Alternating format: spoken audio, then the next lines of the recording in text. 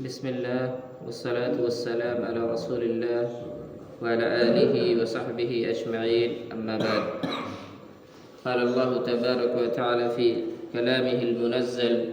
أعوذ بالله من الشيطان الرجيم، بسم الله الرحمن الرحيم: ومصدقا لما بين يدي من التوراة ولأحل لكم بعد الذي حرم عليكم وجئتكم بآية من ربكم فاتقوا الله وأطيعون إن الله ربي وربكم فاعبدوه هذا صراط مستقيم. فلما أحس عيسى منهم الكفر قال من أنصاري إلى الله قال الحواريون نحن أنصار الله آمنا بالله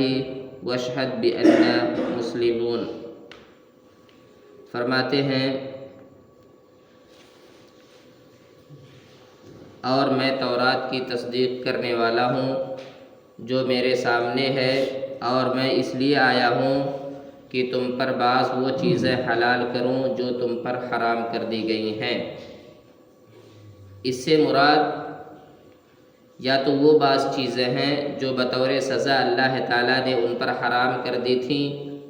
یا پھر وہ چیزیں ہیں جو ان کے علماء نے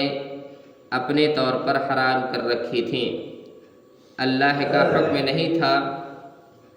یا ایسی چیزیں بھی مراد ہو سکتی ہیں جو ان کے علماء نے اپنے اجتہاد کے ذریعے سے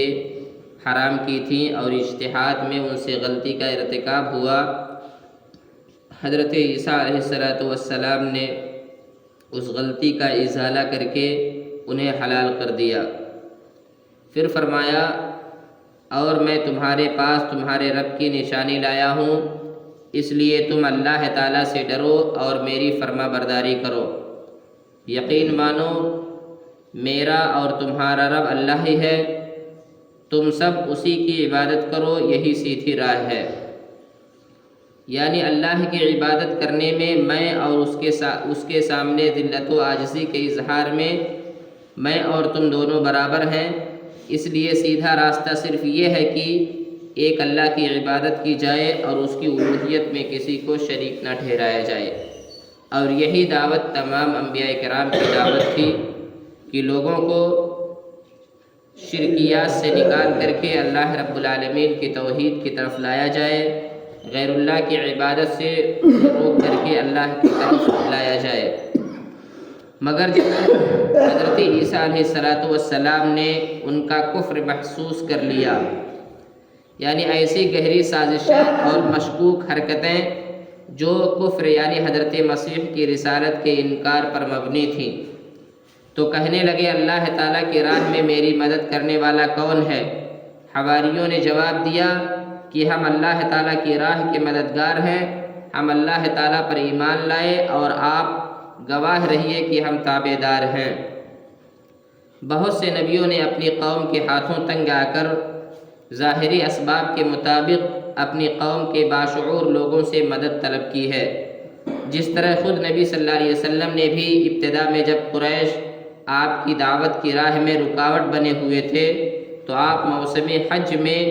لوگوں کو اپنا ساتھی اور مددگار بننے پر آمادہ کرتے تھے تاکہ آپ رب کا کلام لوگوں تک پہنچا سکیں، جس پر انصار نے لبیک کہا اور نبی صلی اللہ علیہ وسلم کی انہوں نے قبل ہجرت اور بعد ہجرت مدد کی۔ اسی طرح یہاں حضرت عیسیٰ علیہ السلام نے مدد طلب فرمائی۔ یہ وہ مدد نہیں ہے جو ما فوق الاسباب طریقے سے طلب کی جاتی ہے، کیونکہ وہ تو شرک ہے اور ہر نبی شرک کے سدباب ہی کے لیے آتا رہا ہے، پھر وہ خود شرک کا ارتکاب کس طرح کر سکتے ہیں؟ لیکن قبر پرستوں کی غلط روش قابل ماتم ہے کہ وہ فوت شدہ اشخاص سے مدد مانگنے کے جواز کے لیے حضرت عیسیٰ علیہ السلام کے قول من انصاری الی اللہ سے استدلال کرتے ہیں، اور یہ استدلال بالکل غلط ہے۔ لہذا فوت شدہ اشخاص سے ہرگز مدد طلب نہیں کرنی چاہیے، اسی طرح سے ان اشخاص سے ہرگز مدد طلب نہیں کرنی چاہیے جو آپ کے نظروں سے اوجھل ہیں، جو آپ سے دور ہیں یا وہ کہیں اور ہیں، ایسے لوگوں سے آپ مدد نہیں طلب کر سکتے۔ لیکن اگر لوگ آپ کے پاس موجود ہیں تو ایسی صورت میں اگر آپ کو ان کی مدد کی ضرورت ہے تو ان سے ریکویسٹ کر سکتے ہیں، ان سے گزارش کرنے میں کوئی حرج کی بات نہیں ہے، جیسا کہ اللہ کے نبی صلی اللہ علیہ وسلم نے بھی مدد طلب کی ہے، حضرت عیسیٰ علیہ السلام نے مدد طلب کی ہے۔ اس کے علاوہ بہت سارے انبیاء کرام ایسے ہیں جنہوں نے اپنے وقت میں لوگوں سے مدد طلب کی ہے۔ پھر حواریون، یہ حواری کی جمع ہے بمعنی انصار، مددگار۔ جس طرح نبی صلی اللہ علیہ وسلم کا فرمان ہے ان لکل نبی حواریہ و حواری الزبیر، ہر نبی کا کوئی مددگار ہوتا ہے اور میری مددگار زبیر رضی اللہ تعالیٰ عنہ ہے۔ پھر فرماتے ہیں اللہ تعالیٰ، اے ہمارے پالنے والے معبود، ہم تیری اتاری ہوئی وحی پر ایمان لائے اور ہم نے تیرے رسول کی اتباع کی، پس تو ہمیں گواہوں میں لکھ لے۔ اور کافروں نے مکر کیا اور اللہ تعالیٰ نے بھی خفیہ تدبیر کی، اور اللہ تعالیٰ سب خفیہ تدبیر کرنے والوں سے بہتر ہے۔ حضرت عیسیٰ علیہ السلام کے زمانے میں شام کا علاقہ رومیوں کے زیر نگی تھا۔ یہاں ان کی طرف سے جو حکمران مقرر تھا وہ کافر تھا۔ یہودیوں نے حضرت عیسیٰ علیہ السلام کے خلاف اس حکمران کے کان بھر دیے کہ یہ نعوذ باللہ بغیر باپ کے اور فسادی ہیں، وغیرہ وغیرہ بہت ساری باتیں حضرت عیسیٰ علیہ السلام کے بارے میں اپنے حاکم وقت سے کہیں۔ حکمران نے ان کے مطالبے پر حضرت عیسیٰ علیہ السلام کو سولی دینے کا فیصلہ کر لیا، لیکن اللہ نے حضرت عیسیٰ علیہ السلام کو بحفاظت آسمان پر اٹھا لیا اور ان کی جگہ ان کے ہم شکل ایک آدمی کو انہوں نے سولی دے دی، اور وہ سمجھتے رہے کہ ہم نے حضرت عیسیٰ علیہ السلام کو سولی دی ہے۔ مگر عربی زبان میں لطیف اور خفیہ تدبیر کو کہتے ہیں، اور اس معنی میں یہاں اللہ تعالیٰ کو خیر الماکرین کہا گیا ہے۔ گویا یہ مکر صحیح برا بھی ہو سکتا ہے اگر غلط مقصد کے لیے ہو، اور خیر اچھا بھی ہو سکتا ہے اگر اچھے مقصد کے لیے ہو۔ یہاں پھر یہودیوں کا تذکرہ کیا گیا کہ یہودی